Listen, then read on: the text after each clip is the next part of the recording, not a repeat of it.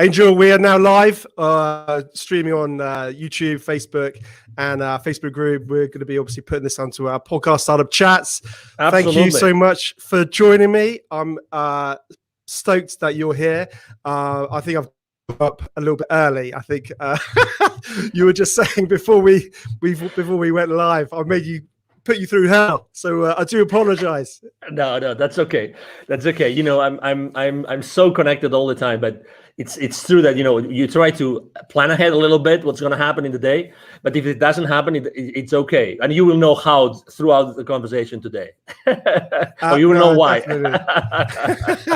Well, let's kick this off because, you know, I'm so excited to talk about this whole topic of, you know, startups and that journey and that challenge that we all face, and I think wherever we can sort of get those pearls of wisdom or advice or help or a little bit of inspiration is always going to be a good thing and always help. So but before we maybe sort of dive into what we're going to focus on, which is that whole, you know, pivoting in times of crisis, I think that's a really interesting sort of topic actually, because I've certainly done that in various sort of, you know, degrees, and you know, we can chat about that. So yeah, it'd be interesting seeing your perspective. But before we do, would you mind sort of introducing yourself to the audience, and just giving a bit of a background about, you know, who you are and what you do?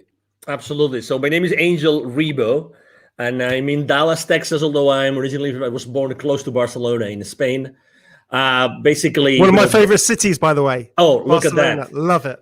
Okay, I thought that you were going to say Dallas, Texas. I've never been. I'd love to go. I'd love to come to visit. There's lots of great things here happening. So, but anyway, you know, obviously I love Barcelona too. Basically both corporate CEOs and established entrepreneurs, they hire me to bridge the gap globally for expansion and exposure. The reason why I helped, you know, I use internationalization strategies to accelerate the growth of their companies is because throughout my life, for the last 25 years, I have held more than 1,500 CEOs in 33 different countries. And I was able to do that because actually, let me tell you a secret now that you are actually in the UK. One of the reasons why I'm able to do this is because mom and dad, they put me through an English academy when I was in school, when I was in elementary school. And outside school, I was learning English. And I remember that the summer of 1982, I spent a whole summer in Scarborough, North Yorkshire in the UK, learning English. And I decided I'm not going to speak a word of Spanish for a whole month.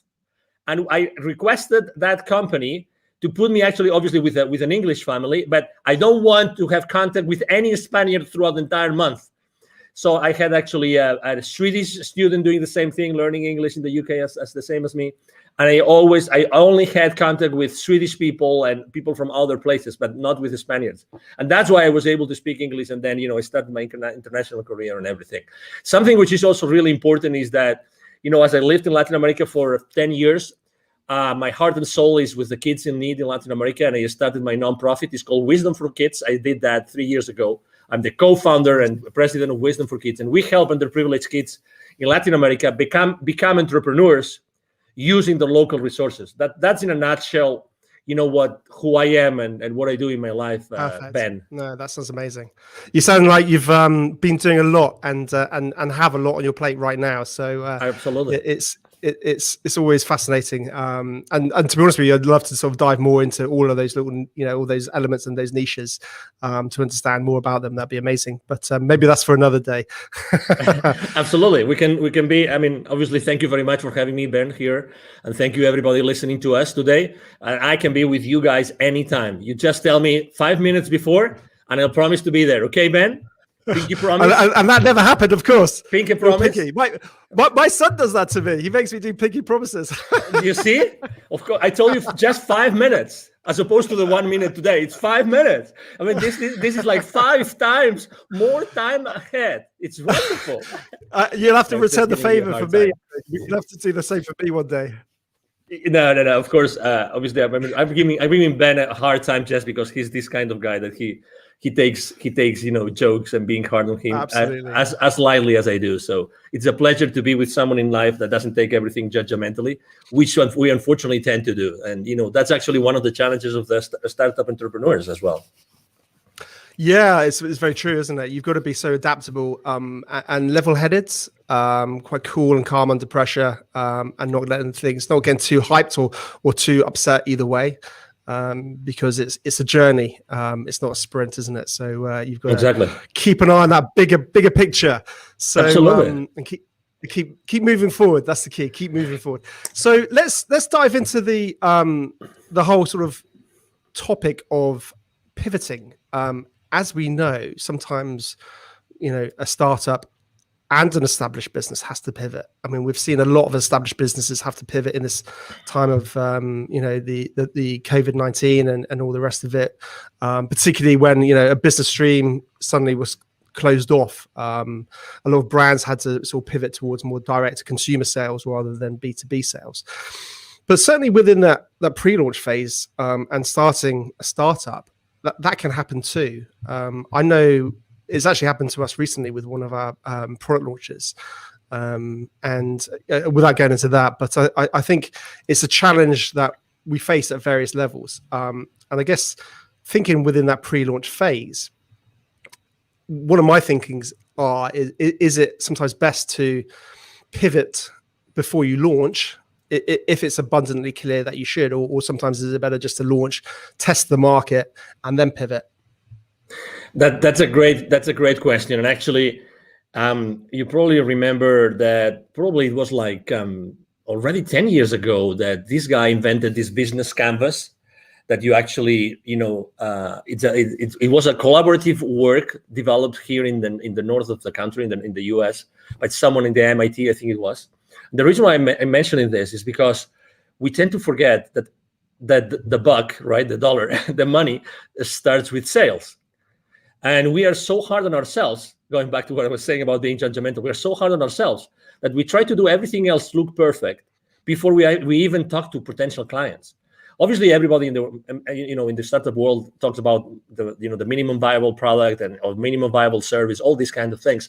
But in reality, the only thing, let's say you and I, we have an idea today, and it's an amazing idea, which could be actually easy for us to have a great idea today. And we say, we're going to launch it. You know what we need to launch it?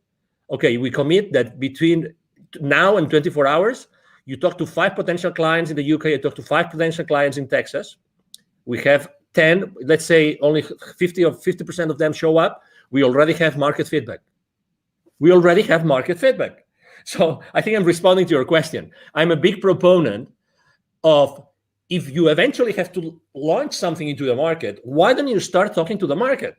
And it doesn't have to be perfect. You have friends, you have former colleagues, you have relatives, you have neighbors, you name it. You go to a store, you go to a coffee shop, you talk to the guy which is serving you, the bartender. You can even ask that person for their feedback about what you want to launch. So to your question, my main business mantra is take imperfect action now. That's me. That's my clients. Take imperfect action now.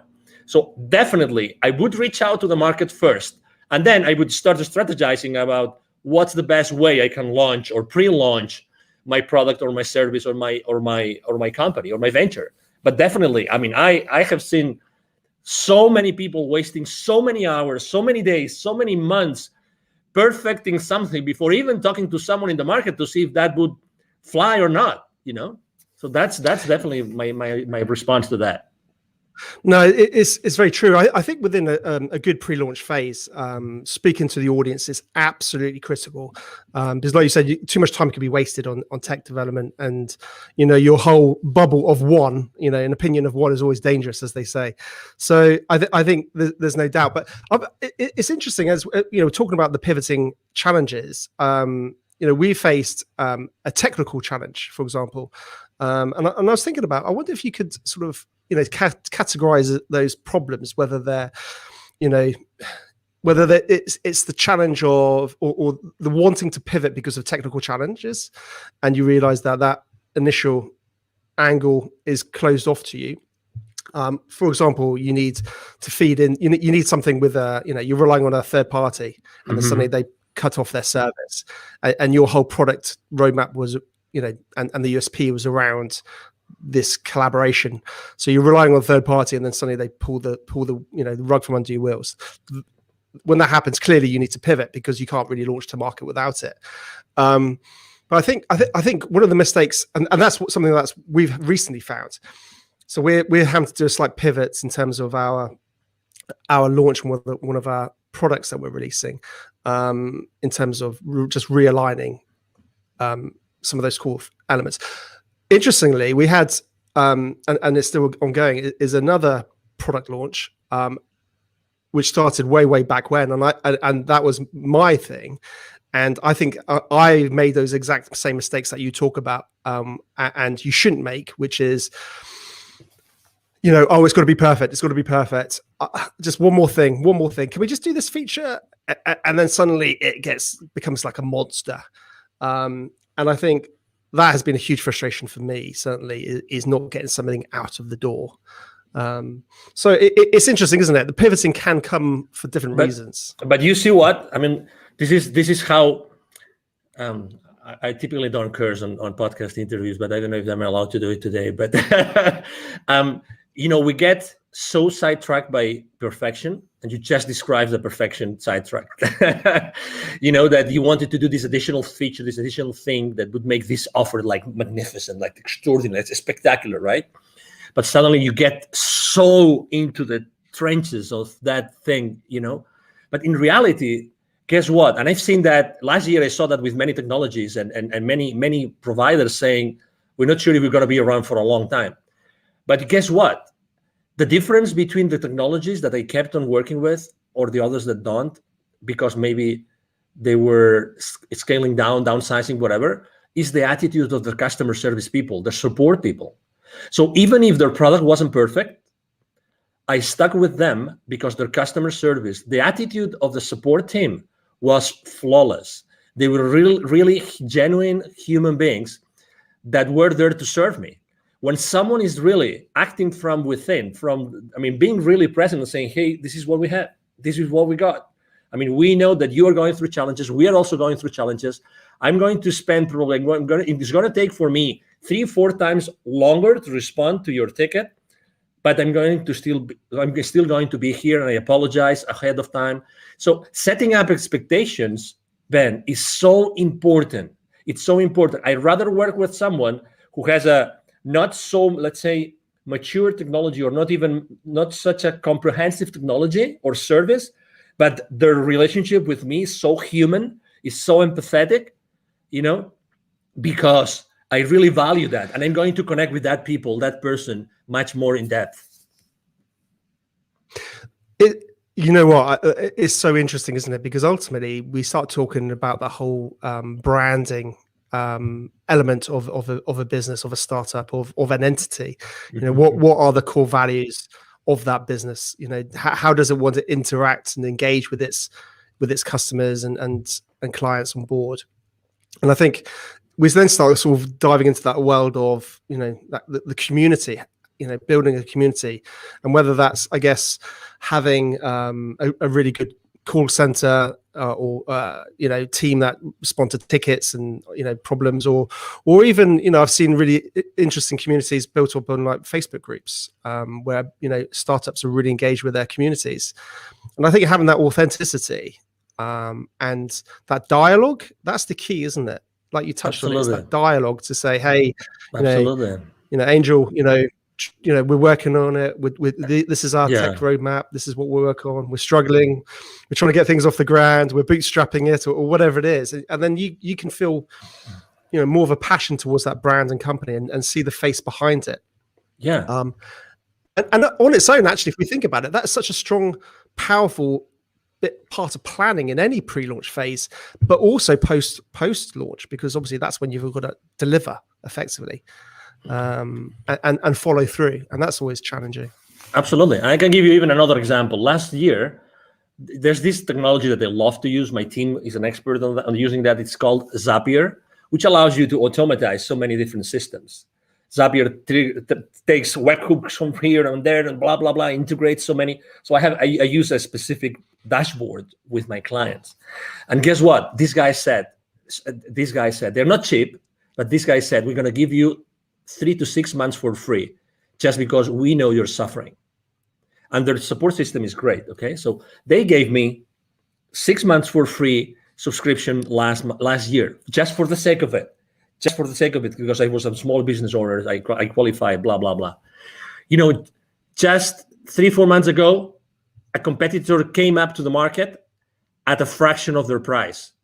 And they offer you so many more actions per month, which is the currency that Zapier uses. So like a fraction of the price and offering you much more for that fraction of the price. But guess what? I'm not going to change from Zapier. I'm just giving you an example, right? I'm not going to change because they stood behind me, with me all the way. They provided me extraordinary service. They even said, we know cash flow is an issue for you. We're going to support you.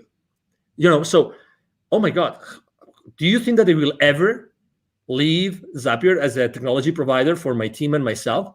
Of course not. The branding, they have, my concept about these guys, what they're going to do for me whenever my business grows more and more and more, and I need them more and more and more, they will be there for me all the way. It's amazing. Exactly. It's about the brand. It's amazing. Do you agree? 100%. And it's interesting, isn't it? Because I guess if you've got that strong narrative, that strong brand, that's good, that story that people buy into, if you do have to pivot, then it's much easier to bring them with you, because I guess you can again have that honesty and say, hey, listen, we're having to realign our business model. We're having to do this. Come with us. And when that pivoting moment does come, I'm guessing that's a lot easier. Yeah, it is because again, you trust them. You have already developed that relationship. It's all about expectations, Ben. I mean, really setting up the right expectations is so important at all levels. We tend to, there's a concept I use both when I coach personally the CEOs and when I work with in business, when I'm doing business consulting, which is a secret contract. And think about it. This concept of secret contract is just brilliant. With every single person that you have a relationship with, Ben, and everybody listening to us, with every person that you have a relationship, there's a lot of things that you've never shared with that person, but you expect from them. You've never spoken about those things, but you expect from these people a certain things. And the other way around. You've never talked about that with them, or they never talked about that with you, but they expect things from you.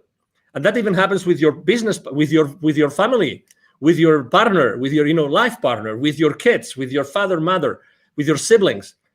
There's always those things that you expect from them, but you've probably never asked them or talked with them about them.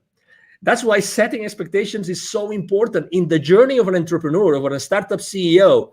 Setting the right expectations with everybody, with all your stakeholders, is so important. And just with that, you are building, just with that very simple thing of setting the right expectations, you're starting to build a very strong brand.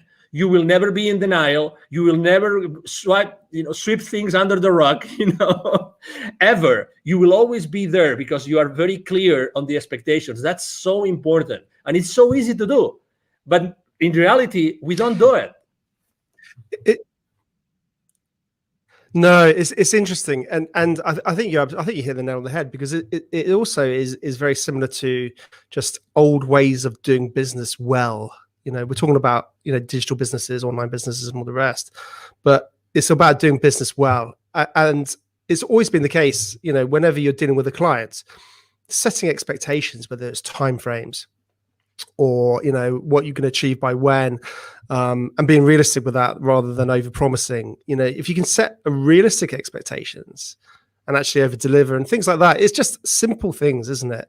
But I think what we need to what we need to start thinking about, I guess, as startup founders and all the rest of it, is how we set those expectations in a digital format to the masses, if that makes sense. How do we communicate that? And that might be simple as just, I guess, creating a Facebook group about your business and start talking about it, and then setting those expectations. It's interesting, actually. I've started to sort of observe the technology side of. By the way, I don't want this to get into some crypto sort of video here, because there's plenty of those out there. But it's interesting the technologies behind it, and some of those guys who are leading those technologies. and the way that they build community, and the way that they engage and constantly keep their audience who are interested updated. The one that springs to mind, if I'm honest, is probably I'm gonna forget his name. The Cardano founder, Charles Hodgkinson, something like that. I can't remember off the top of my head. And he's constantly sort of talking about Cardano and what they're doing and all the rest of it. And that's when you just think about it for, I guess, your own business or your own startup it's interesting lessons that you can possibly take for yourself post-launch, but equally, I think pre-launch, and start getting a bit of hype behind it before you even go live potentially. When should a business, I guess, not pivot? That's an interesting question. Can businesses pivot too soon? I think that the market speaks. I think that the most important thing is to see if the market is actually moving, is shifting, if the market is asking for different things or not, if the market is still willing to pay for the same products and services or not. That's the question. It's not about us. It's about the market. It's about, is there a new market being created? Is there a new community being created they're going to want specific things? So that's the question. I think that you have to really put the thermometer in the market. You have to have those conversations, those imperfect conversations with your potential clients, and see, hey, will you keep on paying for this? Do you still feel the value? Do you still feel the value in these kind of products? Or right now, what's happening now, what do you think is going to help you go to the next level? How many times, honestly, think about this, Ben. How many times before you sell to a client, you actually tell them this: I know I'm going to be part of your problem when you place the PO with me, because you're going to put X amount of money on my pocket and you will have nothing in return. My commitment to you is that I will make as much as I can to return on your investment. But how many times you have told that your clients, I care so much, I know that I'm going to be your problem right now when you place the purchase order, right? And I also care, I really care about how you are going to recover that investment. These conversations are very uncommon and kind of conventional, because they are uncomfortable, because we think, oh, maybe someone doesn't place the PO, right? It's very similar to, as entrepreneurs, when we start niching, and we start thinking of what's the right way to position, what's the what's that sentence, that pitch sentence, that statement that we use when we're trying to craft it, that we're always between this 30,000 level feed, copywriting, or onto the ground level copywriting, right? We're always trying to bring as many people as possible to our world so they can buy, or we niche down so much so that we really speak clearly to someone who are really the people that we want to serve, right? We also move in that space. You see, it's the exact same thing. Obviously, I think we have to be extremely precise, because we really want to serve someone, and we want to serve this someone really, really well, right? So to your question, again, definitely there's a moment where you have to decide if it's the right moment to pivot, or if to pivot or not. But again, it's all about who you are serving. Let me tell you an example. What could you say has happened last year with 7.5 billion people? If there is one factor that had all 7.5 billion at some point, it's fear. Okay. I'm not talking about politics. Okay. I'm just saying what it is. There's never been more fear in the planet like last year. Okay. And maybe it continues this year for whatever reason. Okay. I have been building bridges. You are a public figure. I'm a public figure. We're here to build bridges. We're not here to fracture the society. We're here to actually help everybody come together, get together, and make this world a better place. That's why you're doing what you're doing. 100%. That's what I'm doing. Exactly. Right. So, but still, if there's fear, think how you can help everybody. If you know that everybody's going to be in fear, why don't you talk to your market and you double check that that's the reality, and double check if that fear is going to move the needle for what they need. They may need some additional personal support. They might need, support for specific areas in their business. Right? Is that fear going to affect the existing clients or not? Is it going to affect will you have to deliver your product or your service in a different way? Again, it's all about the market. It's all about the people, how they feel. It's all about human beings. It's all about human beings, how they feel inside. They're going to make the purchase decision. The buyer, decision has it changed? Are there different criteria? The purchasing criteria of our clients, has it changed? The decision process, has it changed? It's all these kind of things that you have to think about before you decide to pivot or not. Yeah, no, definitely. I mean, that's an interesting point. Has it changed? I mean, ultimately, their buying decision might not have changed, but the way that they buy it may have changed. They might not be able to go into the shop like they used to. So how can you deliver that product or service in a format that they can still access, because they may well still want it? We've seen that, haven't we, with gyms? Gyms have got, people can't go to physical gyms in the UK. I'm not sure what it's like in America, but so people are having to think about, how can I deliver that course online effectively, because those people still want that. And you're 100% right. And I think this goes from pre-launch and carries on continuously forever, is knowing your audience. You touched on that, and listening to your audience. But it's really easy to say that. Well, people think, oh, my audience is everybody. And I think it's so important. And you touched on it. You got to really drill down on who you want to help. And know that market inside out, and that can change. But absolutely. I think have a focus where it is right now. Going back to the is there a right time to pivot? It's interesting because I completely agree with everything you're saying, but part of me also wonders whether you can be too soon. You can be an innovator, and you could be creating something that the market's never seen. So people don't necessarily sometimes know that what you have is going to help them. And that's an interesting challenge. We're seeing a lot of this actually in various sort of technologies. Things are coming out all the time. But you might not get that initial traction. I agree. But it all comes down to, as you know, people buy from you what they want, but you know what they need, right? I mean, you define a transformation path, right? You define the transformation path. You talk to them with your pitch. You talk to them to find them where they are, and then you describe a transformation path, and you are selling them the transformation and the final destination of that transformation, right? You got to tell a good story, haven't you? Yeah, exactly. But again, I think that we make a decision as entrepreneurs. We make a decision every single day of what we talk about and who we talk about. At the end of the day, if you are able to describe that transformation, they might not know, they know what they want, but they don't know what they need. So you're still able to sell to them what they need if you are able to position it as what they want. Okay, so obviously there's this very famous book that you've probably read, The Crossing the Chasm, about technology adoption. Very old book already, like 20 years, 30 years old.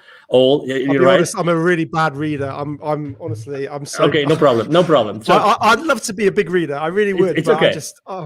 Crossing. It's okay. Crossing the chasm. So it basically states, when a technology is ready to go to the majority, to not only to the early adopters, so to the majority, right? So it talks about that. So yeah, exactly. So regardless, probably in the beginning, your price point will be at a level that it still justifies the profitability that you need in the company. You know what I mean? But at the end of the day, it's always the same thing. Are you able to position what your clients want from your pitch so that you give them what they want? They buy what they want, but you give them what they need because you are the expert. You are the subject matter expert. You're giving them what they need because you know more about that, because you are the expert. And obviously expertise is one of the most important things when you're pivoting, right? I mean, are there areas of expertise that you probably have not pitched enough to your audience? That's an area of, as you know, of innovation and being ahead of the curve and being creative and all these kind of things, and I think that also as entrepreneurs, when we are in startups, I think that we all the time we see new things.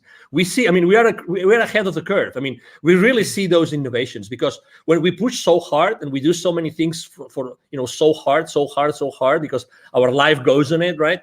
So eventually we discover many other things and new ideas and new horizons open up for us. And and it is what it is, and so I mean, if you are an awakening enough entrepreneur, there's consistently reasons and ways for you to be innovative and to start trying those innovations into the market. No, definitely. I think like any good entrepreneur, they're constantly looking at the world in a different way. I call it my invisible radar. It's this. If anyone's watching the video, you'll be able to see what I'm doing. But if you listen to the podcast, you won't. But basically, it's like up there constantly, and it's just going, and then it's all hones on something, and then suddenly it's like, oh wow, this is like, and your brain starts going 100 miles an hour, and then your wife tells you to calm down and stop being silly and get focused on what you're doing. Exactly, because it's always challenging, isn't it? It's getting pulled too far in too many different directions. Absolutely. Interesting. Talking about, again, getting back to the pivoting. I think when somebody needs to pivot, having a good personal brand makes it a lot easier to pivot. And I think sometimes lots of business owners don't really focus on their personal brands. What's your sort of thoughts around that? Well, I think there's two. This is a two-way street, right? Because you want to have a very strong personal brand, but at the same time, you don't want to be the main constraint on your business, right? So you have to be careful, okay? Because you obviously want to have a whole, system, people that will support you in delivering all that, okay? So the personal brand is very important, but also make sure that in the delivery of your products and services, you are not a constraint. So that's the number one thing. Do I believe in like having a very strong personal brand? Absolutely. And it's much easier to build than what people think. I'm blessed enough to have been invited to your podcast, Ben, today, and I have probably 3 or 4 more today. I'm there's a lot of people reaching out to me, and I'm really extremely blessed that happens. But it's relatively easy just to give. I mean, I'm giving just some nuggets that people might like or might not, but it's being present. It's spending 30 minutes, 45 minutes, 1 hour, adding value to someone's audience, and by doing this, you are actually building my brand. I'm building my brand right now, thanks to you. I'm grateful to you and to your audience. And again, people think that branding is this big, massive monster that we've never seen their face, right? But it's so difficult, and only large corporations can actually build your brands. Not at all. Just answering an email on the chat on LinkedIn, you're building your brand. Let me give you another example. 100%. When I say happy birthday to someone on LinkedIn, I do it in a different way. I tell you, people remember me because of the way I give them the happy birthday. And it's so simple. And the same thing when they change positions in their companies. I do it in a different way. Guess what? You don't need anything. If you're starting small and then you want to scale up in the future, guess what? You can start doing this right now. Be yourself. Don't be afraid of yourself. It's very true what Tony Robbins says in his events, which is, what we are fearful of as human beings is of our potential, is of how powerful we are. It's not of our flaws. It's not that we will not be able to deliver. It's of our potential, of our power. We're really powerful. We all have this expertise inside of us that nobody else will be able to deliver just because of the experience we have had in our lives. You have had your experience, Ben. You've gone through several, successes and failures. You've learned a lot of lessons. Everybody has had their own journey, and that journey is of value to someone else. That's why everybody can really become an entrepreneur if they really want to.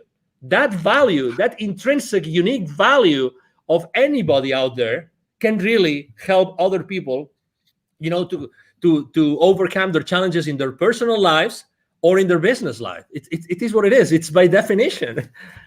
100%. And also what I love about it is it gives, several things. It gives a face behind the business. So it has you have that real sort of personal element. And I think that's the future for business, having personality.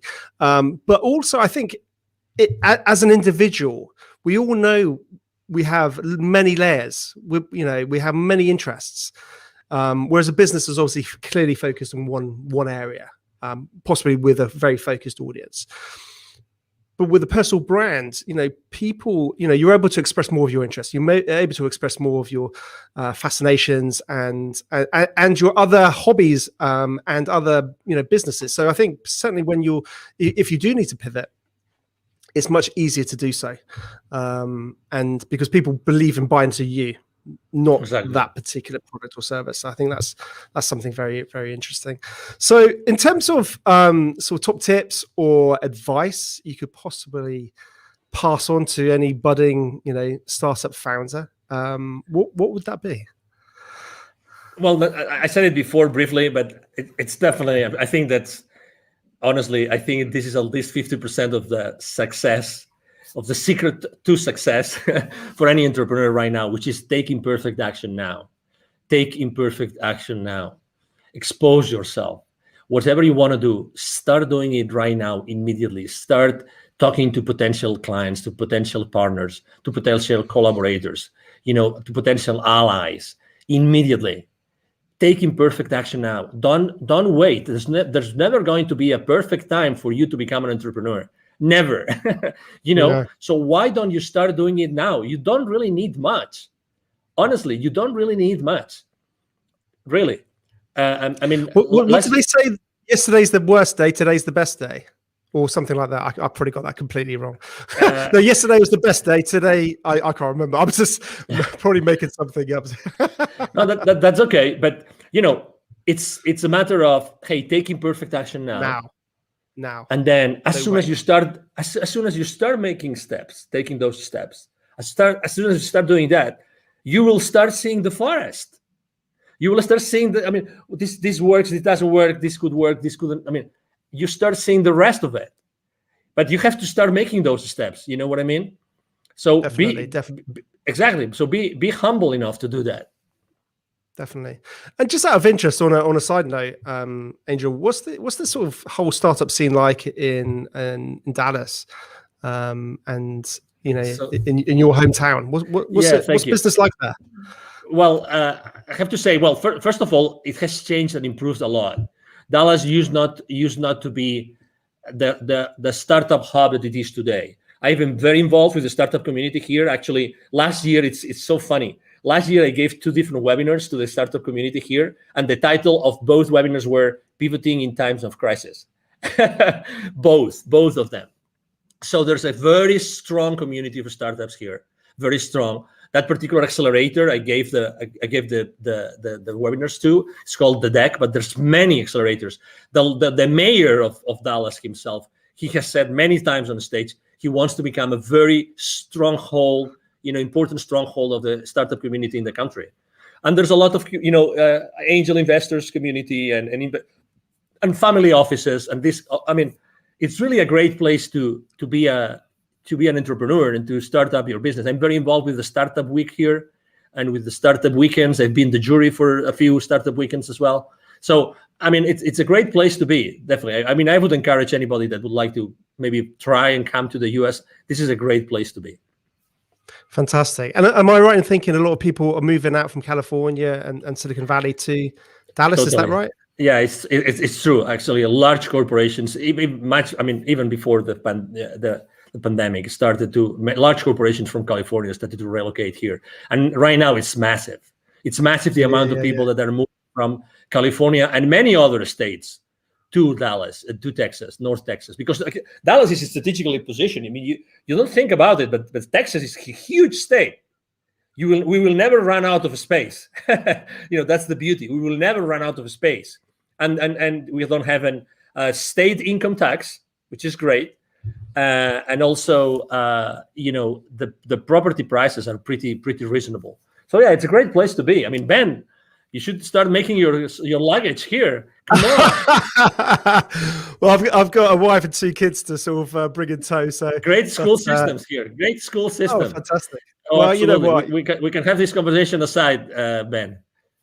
Well, it'd be great one day, definitely. I think in my dream one day, I really want to make sure I get to meet, like you in the real world, and all my guests, because I think it's it's very easy for us to just do it virtually, and that's fantastic.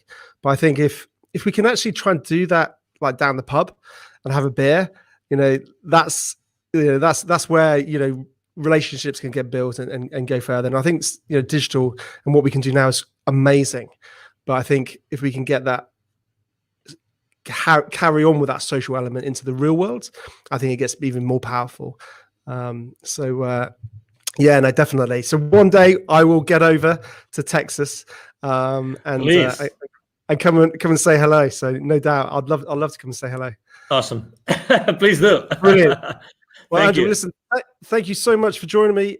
It's been a real pleasure. Fascinating to chat about pivoting and some of the challenges and all the rest of it. And you take care and have a great day. And you too. Thank you very much. And if I may, just to tell people how they can find me. Absolutely. Okay, so again, my name is Angel Ribo. Last name is R-I-B as in boy O. R-I-B as in boy O. B as in boy O. The easiest way to reach out to me is to send me an email to Angel as in heaven, angel@angelribo.com. Okay. Thank you very much. Really, Ben, it's been a pleasure to be here. And thank you everybody that has been listening and watching to us today.